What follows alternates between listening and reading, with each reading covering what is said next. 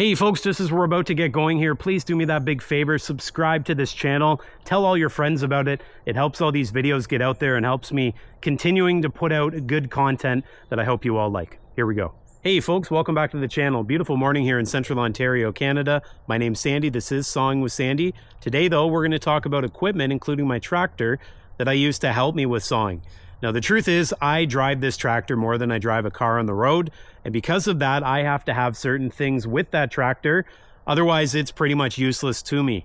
Now over the last 5 years or so, I've been using this tractor, and there are things I'm going to tell you about today that if you're in the market for a tractor, you might want to consider as being things you can't do without, especially if you're using a tractor like I do out here in the woods. Now let's step back in time a little bit. When I was first looking for a tractor about 5 years ago or so, I shopped around to all the major brands, and I'm not going to name them. You know what they are. They're green, red, orange, and well, I think there was even a blue tractor in there. I shopped around to all the major brands. I looked at them, and ultimately, despite several of those brands sharing many of the same features, I came up with this unit. This right here is a 2012 Kioti DK40se with a hydrostatic transmission. This model obviously has a cab, but there's more under the surface. This thing has some features that I absolutely positively think you better consider if you're buying a tractor. Now, what am I talking about in particular? I'm talking about functions like these extendable lower link arms. You see them right here? These things slide in and out. This is a bit of a lock mechanism. This is an absolute deal breaker that if I don't have it on a tractor, it is not going to be finding its way to my place. That is very handy because let's face it, when you're backing up to hook up an implement, we're not always perfect, and you have to be perfect in order to get those pins in place. So that is number one that I'd have to have. Secondly, I would have to have a loader. Now, I'm not out here on a farm. In fact, the only clear area I have is probably 1 acre, maybe 2 acres of land. The rest of it is heavily forested. I'm always driving down trails. I always need a loader to help me move things out of the way, whether that is logs, debris, whether I'm using a grapple or forks. All those things are very important to me, hence why I need to have a loader. Now, another thing that I absolutely positively have to have on a tractor is 4-wheel drive. Now, I used to think I could get away with 2-wheel drive because that's what I drove when I was younger. I used to work in a golf course. I drove a 2-wheel drive tractor. Anytime that I got slippage, I just put the locking rear differential engage and I got up the hills. But I'm out here in the woods. It is muddy. It is wet. There is snow. There's lots of debris. 4-wheel drive is an absolute must. If I was out on a farm field and it was fairly dry soil, I could probably get away with 2-wheel drive. In fact, I get away with 2-wheel drive a lot of the times here. But when I need the traction, the 4-wheel drive is real nice. Not to mention, sometimes you get a real big load, like a big pallet of firewood, and the back end starts to feel a bit light, even with some ballast on the back. 4-wheel drive in that case is the only thing that helps me to maneuver. Otherwise, I'd probably just be slipping with those back tires. In the wintertime, 4-wheel drive especially is critical. If you're going on a side hill, maybe you're snow blowing, removing snow, if you don't have 4-wheel drive engaged, sometimes what can happen is you can start to have the front end drift left or right, depending on the hill slope. And also, if you're going uphill, just generally speaking, 4-wheel drive keeps things safe. Likewise, downhill, it helps to keep the tractor moving slow. 4-wheel drive, absolute must. Now, this next one is probably up for debate, but I think hydrostatic transmission in my application with a loader, when I'm doing lots of loader work, is absolutely, positively what I need. The loader, you're moving back and forth constantly, you're inching ahead a little, you're picking up, you're backing up, you're turning, setting down, etc., etc. Hydrostatic transmission is nice. In my case, there's 2 pedals. My foot does this: forward, reverse, forward, reverse. My heel doesn't actually come off the ground. I just shift from left to right with my heel. And that makes it really nice, really easy to use the loader feature. And for those of you out there who are stuck on whether to get a hydrostatic transmission or not, just think to yourself, many large pieces of equipment, way larger than this tractor, they all have hydrostatic transmissions. They've been in use for decades, and so it's not a brand new piece of technology that you'll be trying out. It is proven. Whether it lasts longer than gears, I'm not getting into that debate.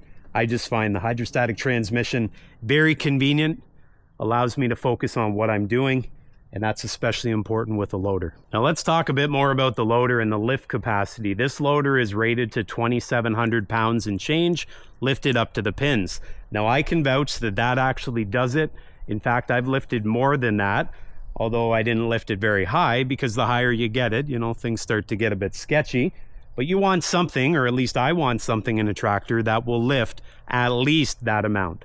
I've had a few situations where I wish it had a bit more lift capacity, especially when a transport truck shows up and I have to unload a pallet and it's really heavy and the pallet is on the back of the transport.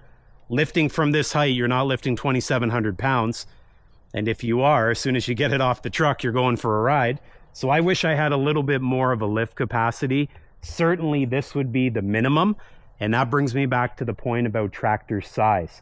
This would be the smallest tractor size, sort of frame size, weight class that I would get.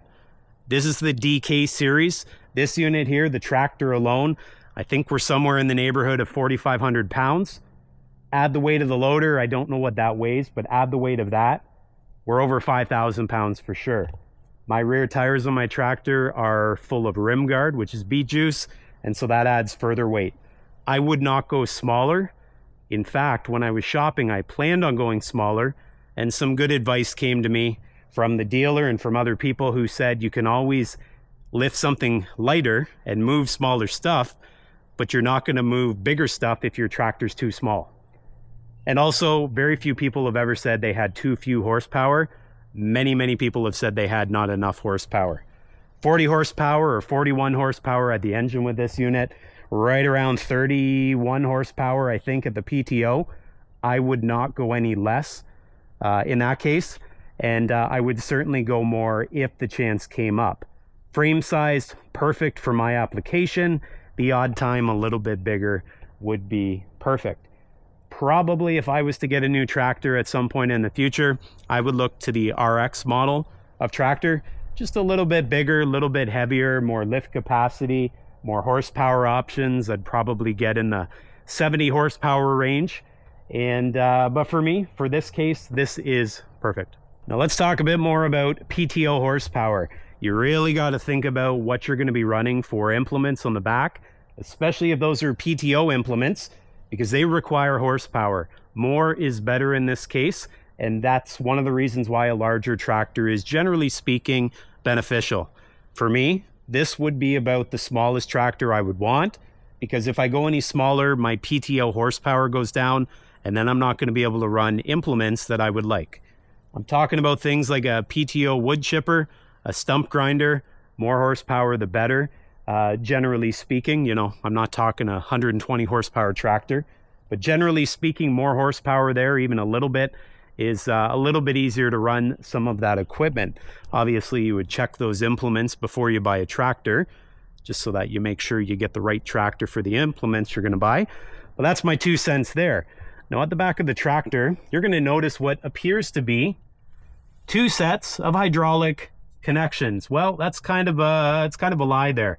Truthfully, I only have 1 set of hydraulic connections from the factory, and it's these two. These two here are actually connections that connect to this hose that run all the way up to the front of my loader, right here, and connect to these connections, which go down these hoses. And if we snake our way under here to right there, that's a third function kit valve, and then ultimately makes its way right here. So these 2 buttons connect to these connection points, which connect to those long hoses, which go to the back of my tractor to provide me with a second set of hydraulic connections or rear remotes.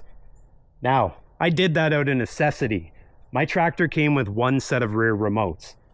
That's fine and dandy if you're going to run like a chute on a snowblower, the rotation, or something similar. But if you're going to run something like this, which has hydraulic grapple function as well as rotation, you're going to need 2 connections here. And so I got a bit creative to make it work.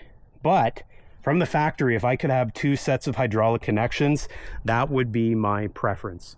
One thing I forgot to mention that I have to have, especially with a cab tractor, is this 3-point hitch height adjustment lever outside the cab at the rear of the tractor. So while we're here, let's talk about the one set of hydraulic connections or remotes that are on the tractor from the factory. Those are those ones that are on the left. So that's this top one and the one directly underneath of it. Those run one hydraulic function. So as an example, open and close, that's one function. And they get controlled with this little stock lever down here. There's one direction, there's the other direction, okay? Now, the second set of remotes that I was talking about, it will control the other function. So in my case, it'll be the rotation of that grapple. And so if we look right here, that's these two connections here. As I said, it goes all through those hoses up front, ultimately through a third function kit, and then it makes its way up here to my my joystick for my loader. Now these two right here, that would be like rotate left, rotate right, depending on how you have the connections at the back. But that is a third function kit. This handle, in conjunction with that, allows for the hydraulic fluid to flow through these hoses here. And that's what those rear remotes are hooked to. Now, if you need only one connection, let's say you just have the chute on a snowblower, you don't have to have two connections at the back, two hydraulic connections. You can just use one. If that implement or attachment you're going to use is not at the rear though, the rear of the tractor, it's at the front, what I used to do is I used to use these same hoses hooked into the one set of rear remotes, and that would take the hydraulic fluid all the way up to a connection point right here. So that lever inside the cab, the stock one, would take hydraulic fluid from the rear remotes up to here, and then I could use it to run my grapple at the front as opposed to an implement at the back. Now in that case, with those long hoses, the grapple would be open, closed, open, closed.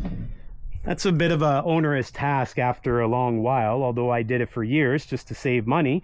If you decide to get a third function kit, which is probably one of those things, some people say it's a necessity, some say it is a nice luxury. I would probably say it's pretty well a necessity. If you were going to get one of those, you don't have to control a grapple with long hoses in that controller. You would have these two buttons, grapple open, grapple closed. That is light years better.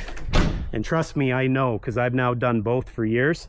And I certainly prefer the third function kit. Now on that point about third function kit, you're probably looking at these three connection points and you're saying, all right, Sandy, I know what these two do. One would be like open and one would be closed for like a grapple at the front. But what's this third hose for, and why is that hooked up to your third function kit? Well, I have a third function kit that's sold by Lane Shark, and I can put their link in the video description. But what they have is they have a third function kit that's called a continuous flow third function kit. Check out my other videos if you want to see implements that run off of it, including the Lane Shark, the LS4. Also, the new Hammerhead is coming out that would run off that same thing. Now, that third connection point, the one that has the green plug in it, that allows for the continuous flow of hydraulic fluid to a motorized brush cutter, the hydraulic motorized brush cutter. That is a little bit different than most third function kits, and that's what makes this third function kit so special. See this third button over here? That goes to that connection point that has the green plug in it. These two would control something like a grapple. This one would allow for the continuous flow of hydraulic fluid all the way up to this connection point and then onwards to whatever implement you had out here, like that Lane Shark brush cutter. Now let's take a minute and talk a bit more about hydraulics and hydraulic flow rates on a tractor like this. One of the reasons why I think a tractor this size is good is because it has a fair flow rate. This has a 16.8 gallon per minute flow rate, and that's going to be very important, especially when you're looking at hydraulic implements. Not only that, but it also allows for everything on the tractor to function very well. Higher the hydraulic flow rate, in my case, the better.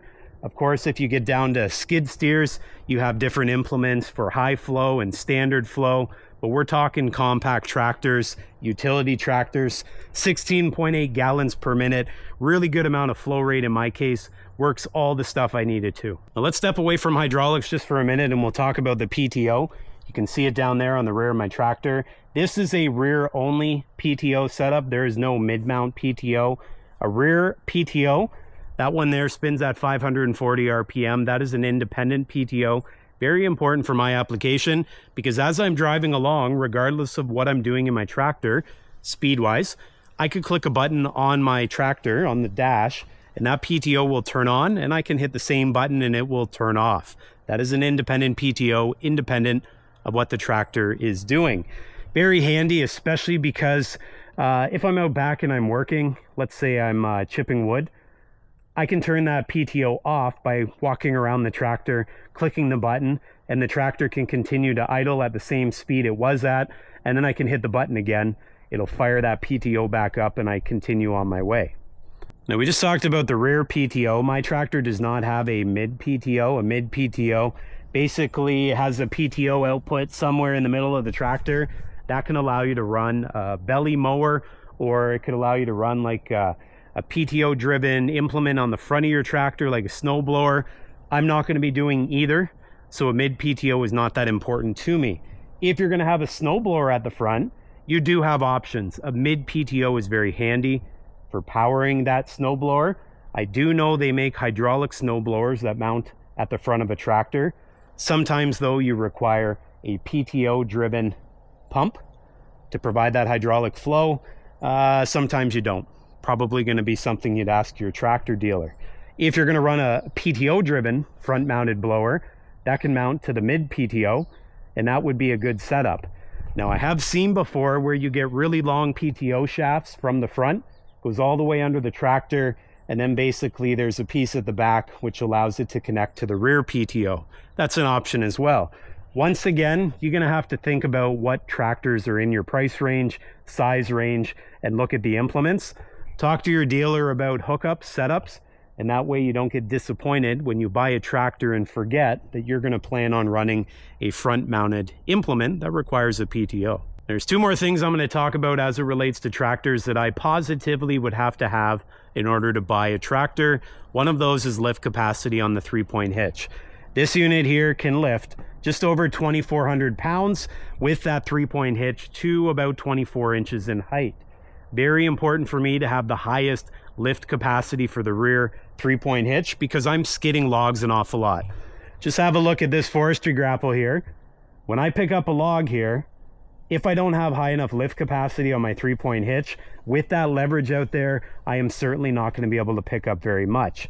Now also, sometimes you get real heavy rear implements. You want to make sure that you can handle them without issue, so more lift capacity the better. That's why this size tractor, you know, the DK series 5,000 pound unit is very nice. Now the last thing I'm going to talk about is very subjective. After owning a cab tractor, driving it through the woods for years, I can positively say I would not buy a tractor without a cab. I'm out here in all weather conditions: bugs, snow, rain, sleet, mud, sticks, dust, debris. All those things are flying around. When I'm inside that tractor cab, I don't get exposed to any of them. In fact, it's always comfortable. This thing's got air conditioning. This thing's got heat. This thing has, well, it's got a radio. It's got cup holders. And those things are what make it a absolute necessity for me as a tractor owner. I know many of you probably are thinking, maybe you've even said it to me before, you're going to be breaking windows left, right, and center. Well, the truth is, I haven't. I've been driving it for years. I have not had any situations, knock on wood, where I've had a close encounter with a window breaking. Not to mention my face, although it's not the prettiest thing in the world, I would rather have a stick hit the window and break a window than hit me square in the face and put me in the hospital. And so if something's gonna pop up and hit the tractor cab at some point in the future, such is life. But I would rather have it hit the tractor cab than hit me in the face. And all those times it doesn't jump up and hit the cab, I'm inside that cab enjoying myself, relaxing, and doing the work I need to. There are many days out there where I look outside and I say to myself, I don't think I want to go outside today. And then it dawns on me, I just have to make it from inside the house out to the tractor cab, and I can take my coat off, enjoy the sludge and the tunes. Now that's especially true in the winter when it's like -30, -35 Celsius, and I'm out clearing snow. I have to be out there. I don't have to move logs every day, but I have to clear the snow when it falls. And so having a tractor cab sure is nice when that snow's blowing sideways and I'm inside there with the sweater on. Now, one final thing about the tractor cab, because I know many of you aren't sold yet. You're probably saying to yourself, well, put on an extra toque. That's a Canadian word for a winter hat. Put on an extra toque, an extra scarf, an extra coat. You'll be fine out there in the winter. Yeah, probably. It may not be enjoyable, but I could get it done still. However, a cab does this. It keeps the inside of my tractor relatively clean. When I go to get in the cab, it doesn't have sitting water on it from the night mist, from the night dew. It doesn't have dust on it. It doesn't have bugs in here. The stuff is somewhat dusty, but that's because I've pretty well never cleaned it. But for the most part, the only place that's actually dirty is down on the floor where my boots are. And that's especially nice in the wintertime. I don't know about you, but if you've ever had a piece of equipment that has switches like this, little levers like this, when the snow falls, and then it gets warm with the sun, and then it refreezes because it's cold out, and all of a sudden your PTO buttons, you can't push on them because they're froze solid, and then you push it too hard and it cracks because it's brittle from the cold. Well, then you think back to yourself and you may say a choice word or two. But with me in a cab, that doesn't happen. It is nice in there. Everything's warm once the tractor warms up. Everything is relatively clean. I can lock this. I can keep it safe. I lock that. It keeps people out of there, young people that shouldn't be in there. You know, it keeps critters out of there. Anyways, I like a tractor cab, as you can tell. And that's one of the reasons I would never buy a tractor without one, even though they're quite a bit more money. I guess there probably is a point in time where there's a maximum amount that I would pay for a cab, but at this point we're not there, so I'd buy a cab. Anyways, that's going to do it for me here today. That is my perfect setup at this point in time. As I said, don't forget to look a little bit bigger than where you're looking currently, because you can always do smaller work with a bigger tractor, but you can't do bigger work with a smaller tractor, at least not very well. Anyways, if you could do me that big favor, make sure you like this video. Give it the old like-a-roo down below. Subscribe if you haven't done so already. And check out my other platforms. I'm out there on Instagram, TikTok, Facebook. I got sawingwithsandy.com, some merch out there. I appreciate all the support on all those platforms, website included. And as always, do yourself a favor. Get outside. Take a deep breath of fresh air. Enjoy yourself. And I'll see you next time.